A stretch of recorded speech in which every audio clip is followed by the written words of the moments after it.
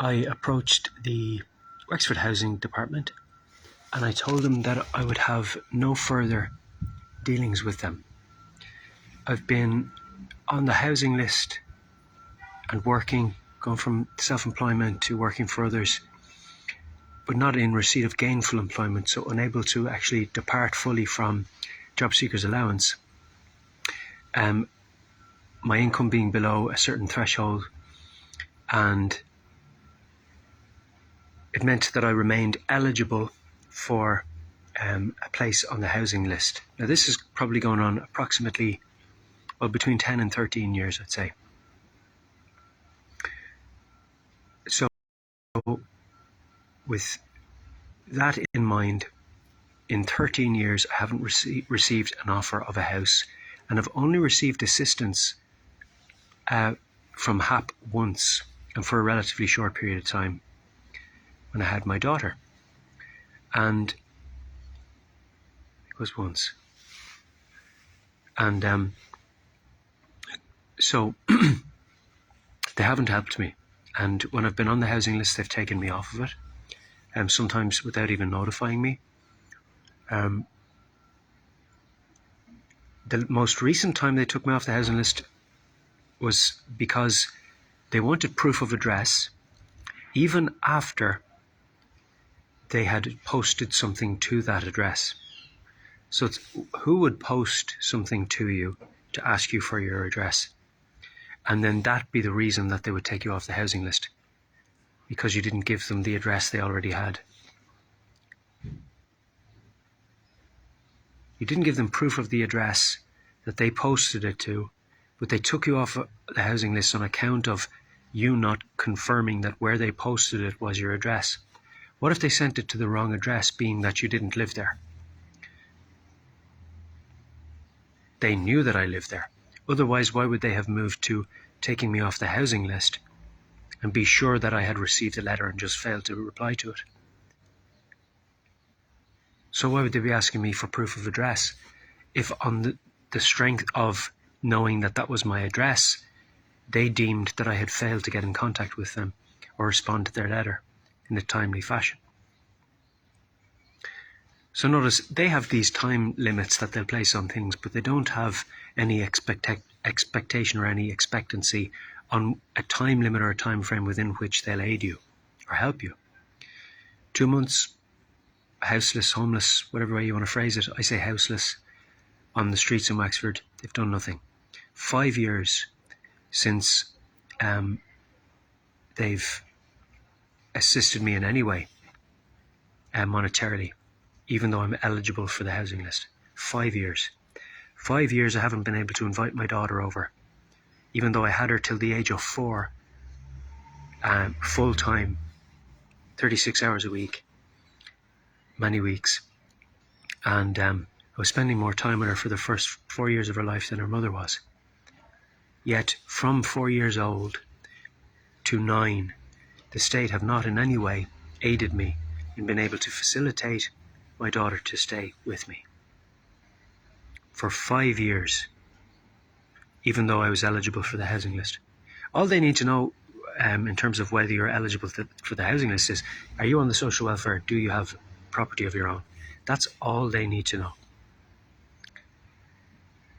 The rest is very simple. Do you have children? Are they your dependents? Are you a guardian? That's it. That's all they need to know. And then they have to add them to your household. But they start asking for letters. They use the word requirement, our policy, our protocol, the requirement. But none of these words actually satisfy the lawful incumbency placed upon them. So they're operating as a sort of a pirate state, aloof of the Constitution of Ireland. They're operating like an autocracy, like a bureaucracy, and even at times like an autocracy, depending on who's there. They'll tell you, go away and come back another day when it more suits me. They make these things up as they go along. And so if after 13 years they haven't in any real way aided you in finding accommodation, they're not actually helping you, but they're rather becoming a disruption. Especially when they're saying, you can now employ a solicitor to write a letter stating that you're the guardian of your child, and that they would actually require that. So they would ask you to incur cost to state to them things that you don't actually have any lawful responsibility to prove to them. You see, they say, well, it's a requirement that for you to prove that you have current access to your daughter, access arrangements. They don't need to know that. They don't. If my daughter was staying overnight with me till she was 4, why would they assume that that would be a problem therefore, or heretofore? So they're becoming this kind of an evilly suspicious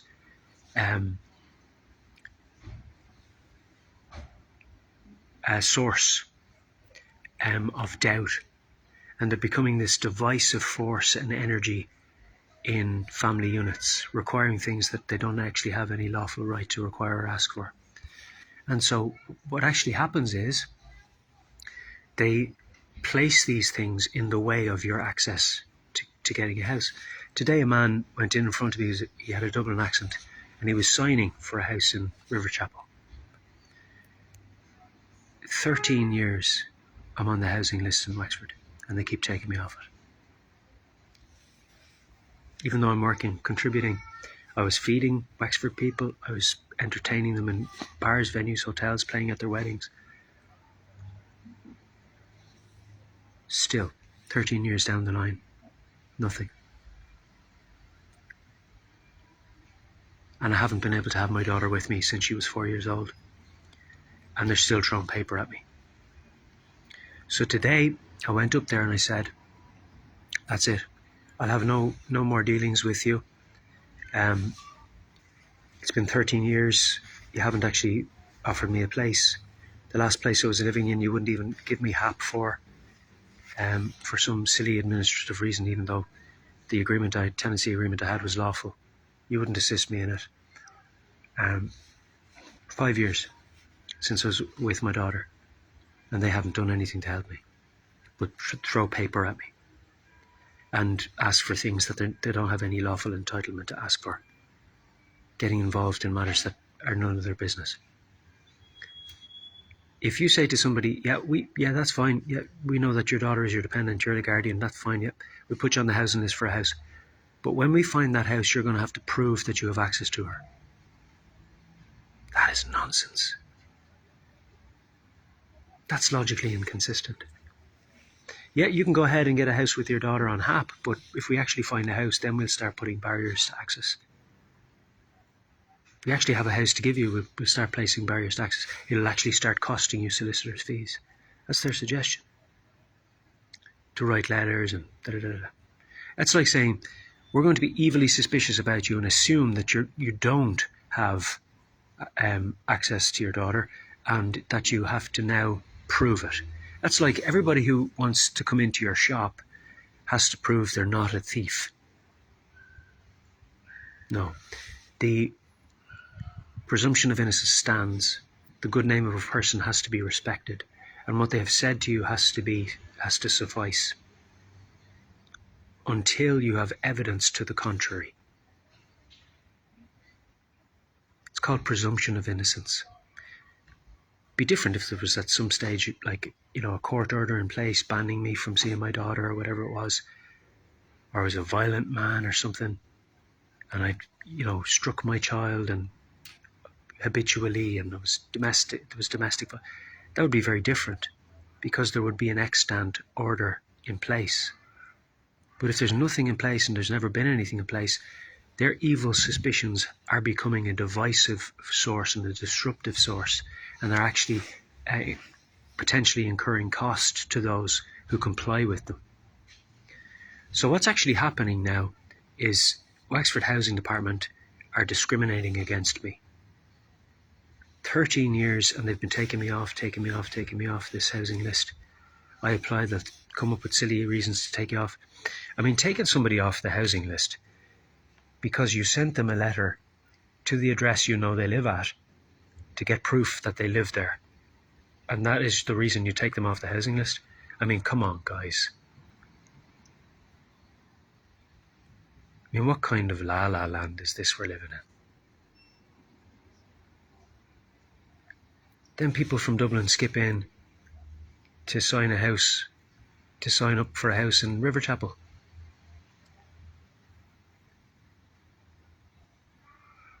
Equal system. How so? But I've been serving the community in Wexford. I'm still willing to work. They're turning me down left, right and centre for jobs. Talbot turned me down. Whitford stopped communicating with me. White's turned me down. I worked for a short time in Schnitzel House. Then I lost the job there because they were shutting down because of these regulations and nonsenses. I was KP there. I was working in the kitchen doing a bit of cooking, and just general cleaning around and stuff. It was grand. Worked long shifts there, sometimes 14 hours I worked there. Not lazy, willing to work. And,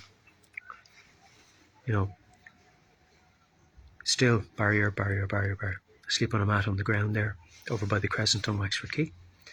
Come over to me anytime, don't fear. We can chat and I'll tell you my testimony about the Lord Jesus.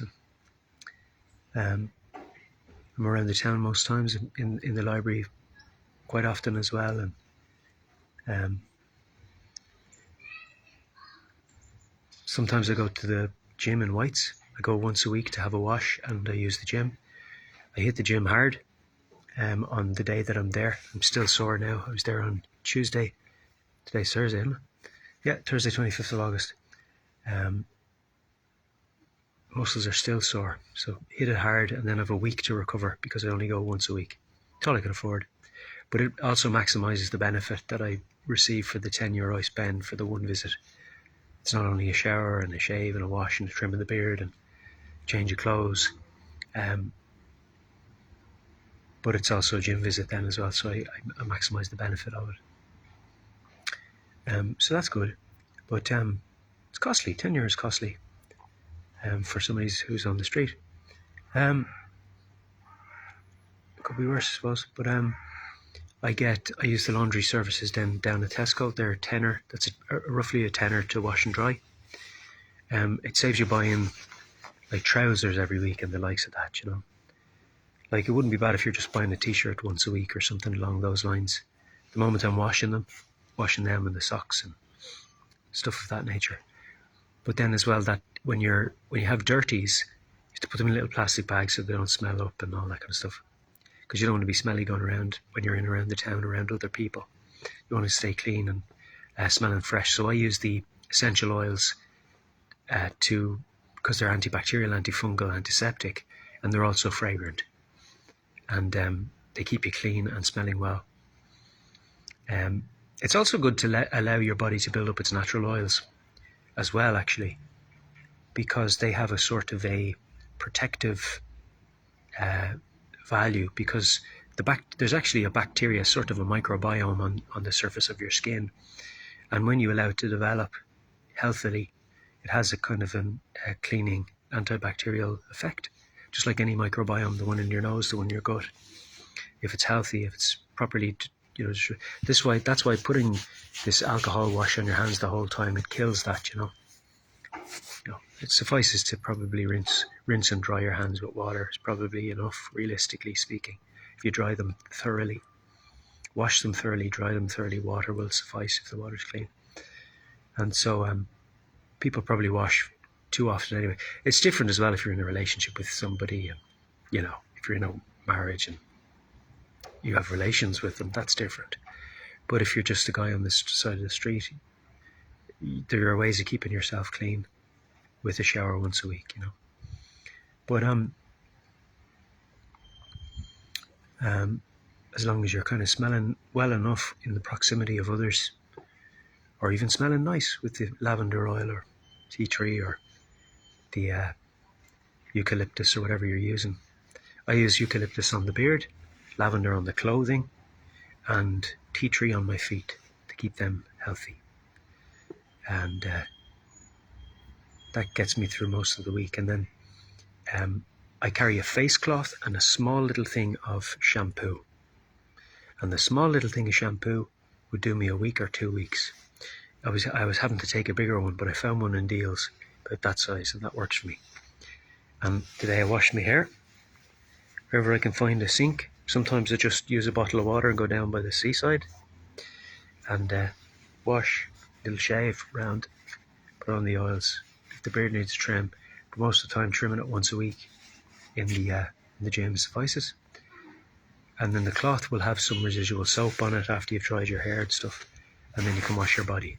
So I get more than one wash a week. I just get one shower a week, and that's a thorough clean. So a thorough clean in the shower, and then I wash with a little face cloth, and I'll show you. The face cloth hangs off the back of the bag, and it dries. So once that's kept dry, because it's the moisture and the wet that allows fungus to grow.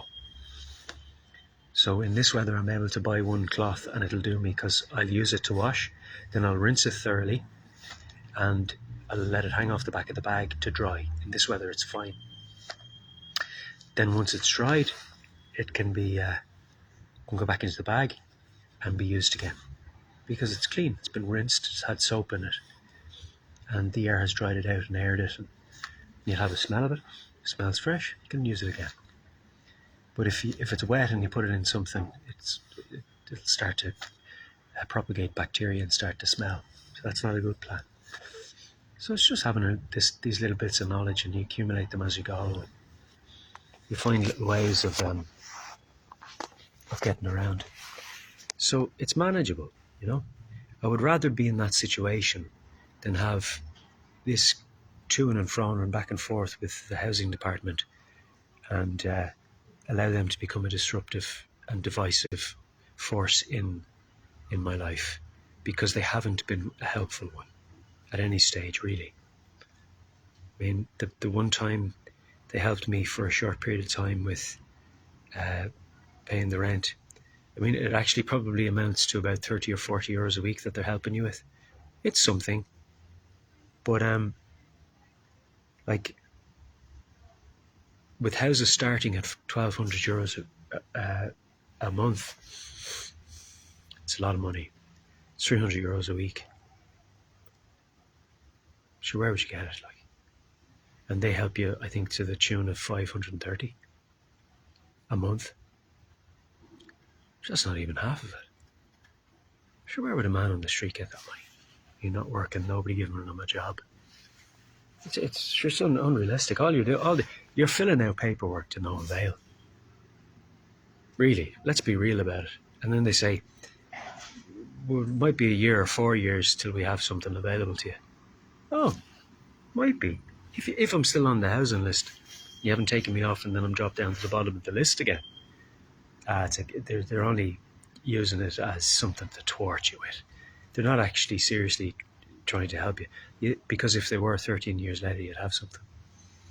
But or even 5 when they know you have a daughter, like, they don't care.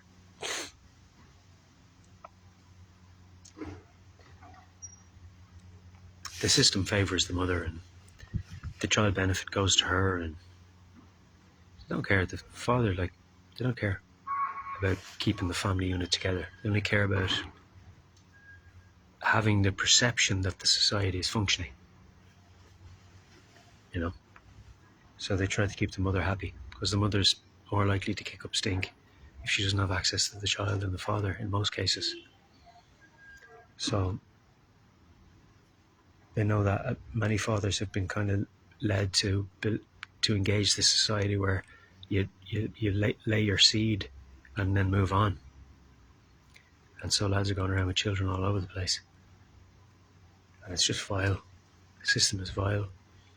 And like Osnum House here in Wexford, basically a drug taking facility that the state are actually part funding and claim they've no say in.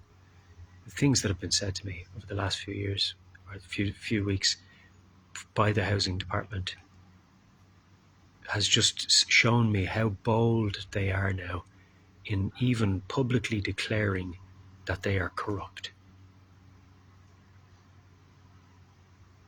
The Bible says that they are bold, arrogant people. It's vile, guys. So today I wrote a letter, which I will post on Facebook. And that letter said, I will have no further dealings with this department as long as I live. Don't communicate with me again.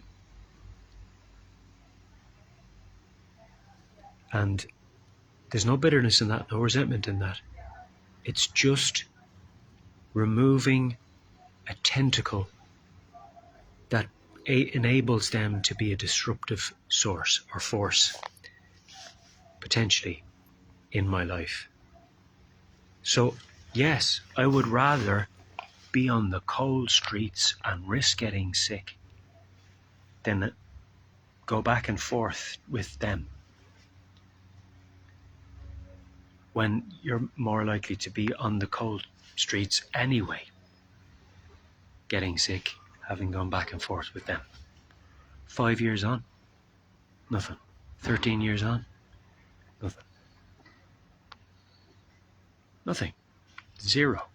A little period of time where you were on the hap before the house you were living in was put up for sale and you were given 6 weeks to leave and you ended up in a tent. That was my situation. So I'll post a letter. I got them to photocopy it and stamp it. They've received it officially. The department are now dismissed. I've dismissed them. I no longer require their service because the service is a facade. They're a pirate organisation. They don't actually work for the government, because if they did, they would comply with the laws of this land. They are a bureaucracy. They are an occupancy. They are not Ireland. They are a pirate organisation. It is a criminal organisation that are taking care of itself and its members. But Jesus Christ the righteous is above them. So yes, I will have no further dealings with them, but I will continue to expose them, because there are those who will benefit from my exposing them. They will know what to expect with them. They will know what they're there to do. Satan uses them as a hindrance, as a thwarting mechanism, as a mechanism to arrest people's development and progress, to cause frustration and to get people to submit to spirits and just say, okay, I'll do whatever you want. I'll jump through the hoops. Just give me a house. I don't want to end up on the street. And just out of fear and out of panic and out of nervousness and in doubt, to submit to Satan and his wayward kingdom. And so I want you to know that I don't fear them. I don't fear staying on the street. I don't look to them for provision. I don't accept charity off people on the street who offer me money. Often they offer me money. Sometimes they throw it at me. Like today was an example where I said, no, I don't want it. And they just kind of threw it onto my lap. What do you do after that? Do you throw it back at them? I said, I will pass that on. Now, I won't say any more than that. But I will not accept money from people on the street. So please, don't offer it to me. I won't take it. You already pay tax so that the government will help people in my position. You don't have to pay me again. Now, the generosity is good. The fact that somebody might genuinely want to help another is good. But the system already has that money, and they're failing to implement it properly. So let it be rebuked in Jesus' name. He is the one that knows all things. We submit to him. He needs not our counsel. But from heretofore, I will not be marching up by the hospital, up the hill, to the morose-looking, austere, dark building with all the windows, to go in and have paper thrown at me and come back on this day. That's over. I love you. Blessings.